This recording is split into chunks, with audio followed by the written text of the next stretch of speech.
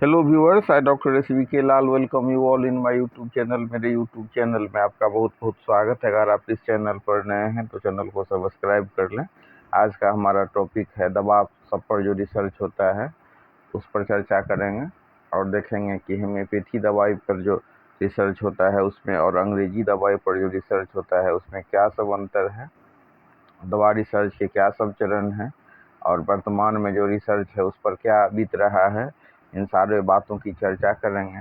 हम देख सकते हैं कि यूरोप जो बड़ी बड़ी कंपनियां हैं दवा की वो यूरोप में हैं, लेकिन यूरोप रिसर्च सब पर नहीं खर्च करता है और कई बार ये रिसर्च जो होता है वो बहुत ही भयावह होता है, बहुत ही क्रूरतापूर्वक रिसर्च होता है। कई बार इसके लिए जो पर्यावरणविद हैं और जानवर से प्यार करने वाले जो व्यक्ति लोग हैं, जिनको जो जानवर के अधिकार के लिए आवाज़ उठाते रहते हैं, इस पर बहुत ही प्रकाश डालते रहते हैं कि कैसे किसी जानवर का उत्पीड़न किया जाता है, कैसे किसी बंदर का आँख सील दिया जाता है, फिर उसके ब्रेन में क्या प्रतिक्रिया हो रही है उसका अध्ययन करते हैं, या कुछ ऐसी दवा दे करके केमिकल्स दे करके उसका रिसर्च करते हैं।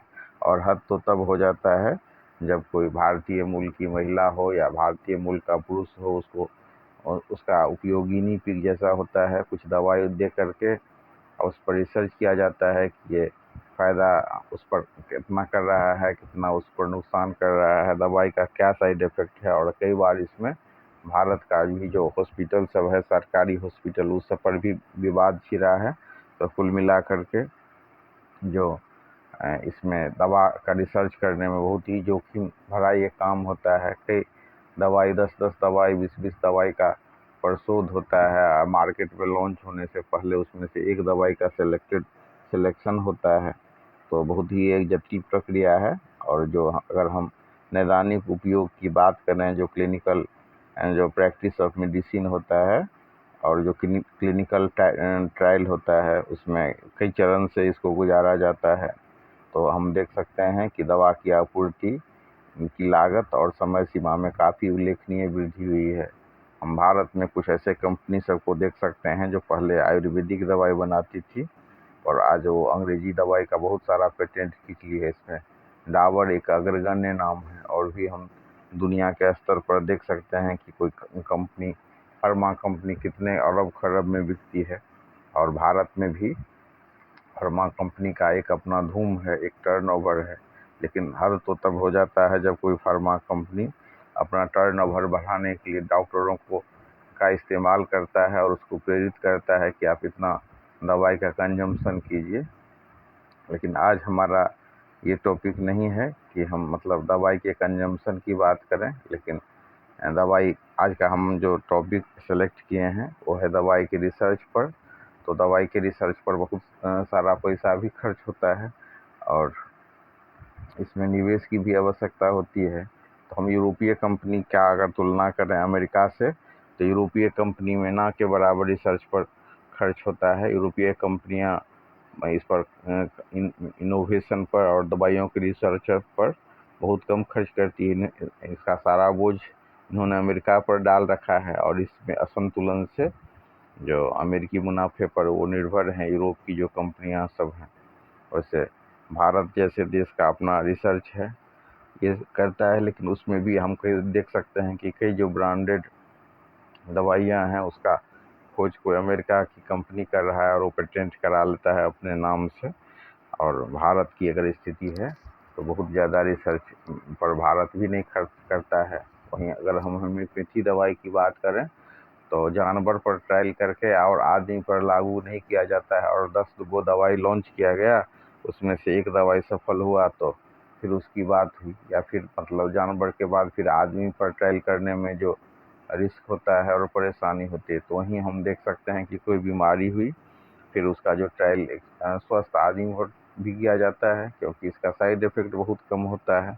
और होम्योपैथी में जो ऐसे लोग होते हैं उनको प्रूवर कहते हैं। तो इस होम्योपैथी में हम देख सकते हैं कि हर एक चीज़ पर से दवाई है। उसका सोर्सेस प्लांट किंगडम भी है, एनिमल किंगडम भी है, कोई हर्ब्स भी है। जैसे आम से बनने वाली दवा है तो मैंगीफेरा इंडिका है, और इसी हिसाब से जो गुरीच है, अमृता है, उससे बनने वाली दवा है। या मतलब जो बाकस है उससे जस्टिसिया आधा तोदा है। तो जस्टिसी आधा तोदा जैसे कफ पर बहुत अच्छा काम करती है। तो स्वस्थ आदमी को भी दिया जाता है, उसका लक्षण जो आता है उसको नोट कर लिया जाता है, और फिर अगर पोटेंशियल में मेडिसिन का ट्रायल होता है जैसे 30 या 200 में, तो स्वस्थ व्यक्ति पर भी होता है, या मदर टिंचर का भी अगर वो मतलब जहरीला नहीं हो तो उसका ट्रायल आदमी पर भी होता है। और कुछ तो हम देख सकते हैं कि डॉक्टर कॉन्स्टेंटाइन थे जिन्होंने कोबरा के विष का परीक्षण किया था, उसका प्रूविंग किया था, और उनका गर्दन हमेशा हमेशा के लिए टेढ़ा हो गया। तो एलोपैथी होम्योपैथी दवाई सबका जो रिसर्च है वो कई बार मदर टिंचर, या अधिकतर हम कह सकते हैं मदर टिंचर के रिसर्च करके किया जाता है, और इसमें कई भर अपना जान तक दांव पर लगा देते हैं। तो वहीं अगर हम अंग्रेजी दवाई पर रिसर्च की बात करें तो जानवर सबका बहुत उत्पीड़न होता रहता है, उन पर बहुत टॉर्चर किया जाता है।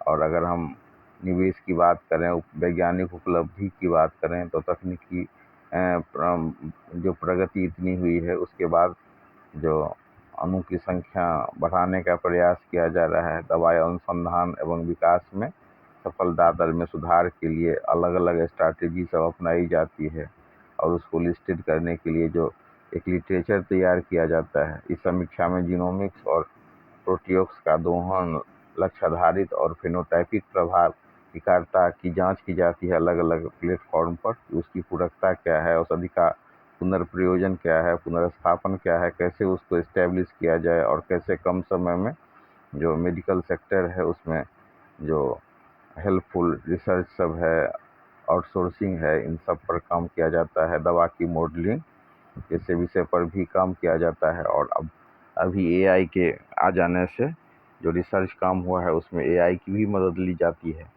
तो हम देख सकते हैं कि जो दवाई सबका या केमिकल सबका जो रिसर्च होता है, तो अभी उसमें अमेरिका बहुत आगे है, और अमेरिका जो अनुसंधान कर रहा है, रिसर्च कर रहा है, उस पर जो यूरोपियन कंट्री और यूरोपीय जो फार्मा कंपनी है वो निर्भर करती है।